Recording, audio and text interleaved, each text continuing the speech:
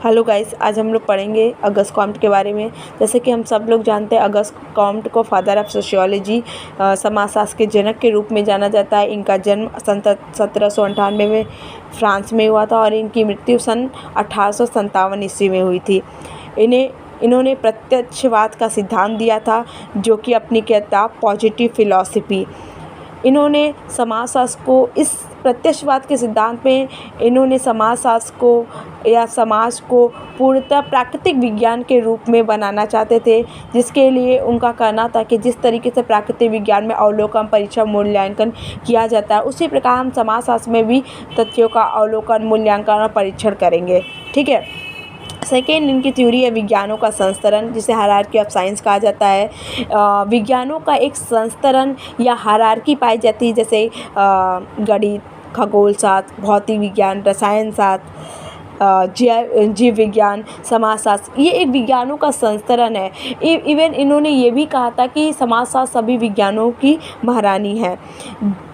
यदि हम इसके सामान्यीकरण या जनरलाइजेशन के बारे में देखें, तो ऊपर के जितने भी सब्जेक्ट हैं उसमें या विज्ञान है, उसमें सामान्यीकरण या जनरलाइजेशन का जो फैक्ट है वो ज़्यादा पाया जाता है, बजाय कि नीचे के जो आपके थ्योरी हैं।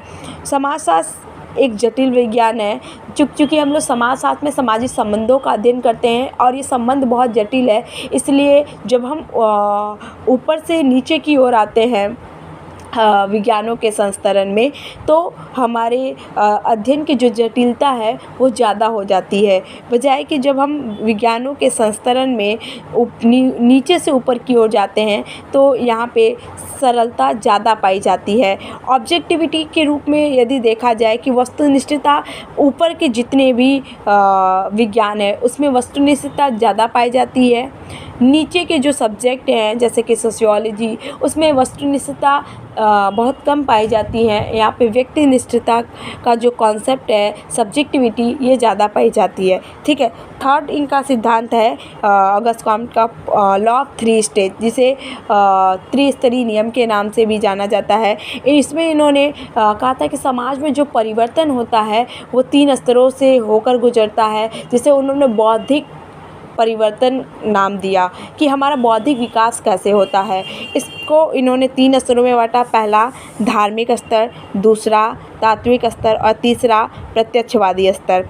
धार्मिक स्तर वह स्तर था जहाँ पे हर चीज़ों को हम धर्म के आधार पे सोचते और समझते थे।